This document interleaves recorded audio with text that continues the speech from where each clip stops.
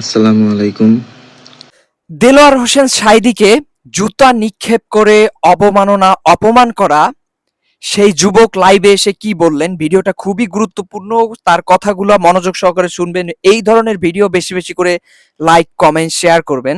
ভিডিওটা শেষ পর্যন্ত শুনতে থাকুন। আসসালামু আলাইকুম প্রিয় মুসলিম উম্মাহ। ওয়ালাইকুম সালাম। আজ অসাবধানতাবশত আমি একটি চরম অন্যায় করে ফেলেছি, যেটা হয়তো বা আমার লক্ষ্য চক্ষুর বাইরে ছিল। উত্তেজনাবশত হয়তো সেই কাজটি আমার দ্বারা হয়েছে। উত্তেজনা বশত সেই কাজটি তার দ্বারা হয়েছে। এই কারণে উত্তেজিত হয়ে সবকিছু করতে হয় না। ভাবিয়া করিও কাজ, করিয়া ভাবিও না। যে দেলোয়ার হোসেন সাঈদী মৃত্যুর পর, ইন্তেকালের পর আমি তাকে নিয়ে পোস্ট করি এবং কান্নায় ফেটে পড়ি।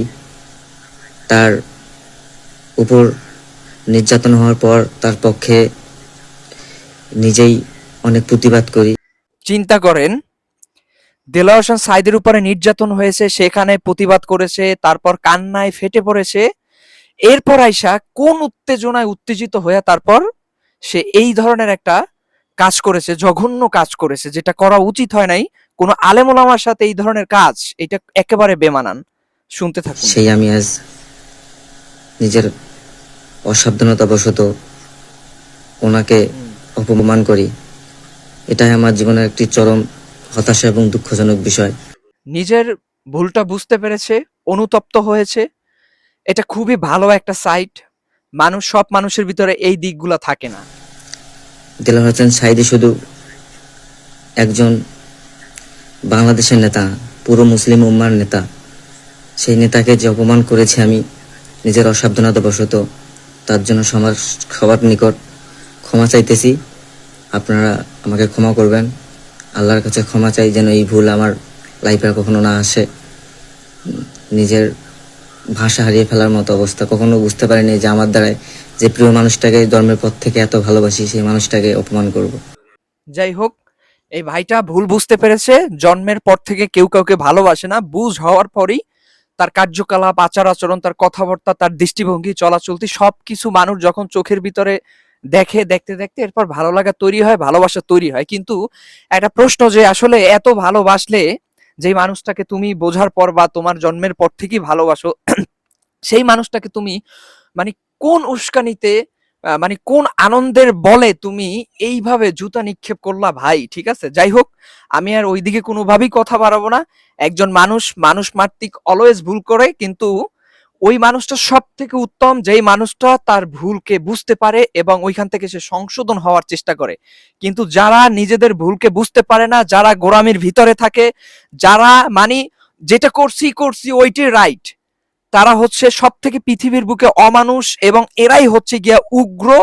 যে উগ্রতা আমরা দেখতে পেয়েছি বিগত 16 বছরে যেটা বাংলাদেশে ঘটেছে, এরপরও তারা তাদের ভুলকে বুঝতে পারে না। তারা তাদের গোড়ামিতে পড়ে রয়েছে। এরা কোনোদিন আর সঠিক জায়গায় ফিরে আসবে না। এরা হচ্ছে গিয়া, মনে করেন, আবুল আহাবের মতো। আবুল আহাব তার গোড়ামি থেকে কোনোদিন ফেরে নাই। আবু জাহেল তার গোড়ামি থেকে কোনোদিন ফেরে নাই। ঠিক আছে, এরা শেষ পর্যন্ত ধ্বংস হয়েছে। যারা এই ধরনের গোড়ামি করবে তারা ধ্বংস হবে। কিন্তু যেই মানুষ ভুল বুঝতে পারবে, তাদেরকে আল্লাহ রক্ষা করবে, তাদেরকে আল্লাহ হেফাজত করবে। আল্লাহ তাদেরকে আরো সঠিক বুঝদান করুক। আমরা সবসময় এমন ভাবে চলাচল করবো, আমরা যাতে আবু জাহেল বা আবু লাহাব না হই। এবং অতি উৎসুক বা অতি উৎসাহিত হয়ে, আনন্দে আপ্লুত হয়ে কোনো কাজকে করা, মানে কোনো কাজই করা উচিত না। যে আমার নেতা কি বলছে সেখানে যে ভুল, মানে নেতা যে ভুল করতে পারে না এমন কোনো কথা না। আমার নেতা যেটা বলবে সেইটাই যে সবসময় রাইট হবে এমন কিন্তু কোনো বিষয় না। নেতাও কিন্তু ভুল করতে পারে। নেতার মতো নেতা হইলে কোনো সমস্যা নাই, এইটা নেতার অর্জন করতে হবে। বাংলাদেশে আমার দেখা মতো ওইরকম কোনো নেতা আমি দেখি না যে নেতা ভুল করে না। ঠিক আছে, কিন্তু নেতার মতো যদি নেতা হয়, তাকে অন্ধের মতো বিশ্বাস অবশ্যই করতে হবে।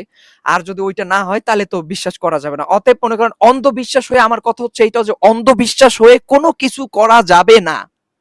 নিজের বিবেক আছে, নিজের বুদ্ধি আছে, নিজের মানে এই চেতনাকে কি বলে, চেতনাকে ভোতা কইরা ফালান যাইবে না। ঠিক আছে, আর সব সময় বুঝে শুনে তারপর কাজ কাম করতে হবে। তুমি যেই কাজটা করছো অবশ্যই অত্যন্ত ন্যাক্কারজনক কাজ করছো। কারণ এই দেলোয়ার হোসেন সাঈদীকে যখন মারা যায়, তারপর একটা ছেলে, আওয়ামী লীগের একটা ছেলে পোস্ট করছিল, ইন্না নিল্লাহি ওয়া ইন্না ইলাইহি রাজিউন। এই ছেলেটাকে যখন বলছে যে তাকে মানে দল থেকে বরখাস্ত করবে, কিন্তু এই ছেলেটা ওইটা বলার শোনার সাথে সাথে নিজেই বরখাস্ত হয়ে গেছে দল থেকে, নিজেই করছে। দেলোয়ার হোসেন সাঈদী হচ্ছে এইভাবে, যে তার প্রভাবটা প্রতিটা দলের মানুষই তাকে কম বেশি ভালোবাসে, কেউ প্রকাশ্যে কেউ গোপনে। সাবধান, কেউ কিন্তু কোনো দিনই প্রমাণ দিতে পারে নাই দেলোয়ার হোসেন সাঈদী রাজাকার, এমনকি সুখরঞ্জন বালিও না।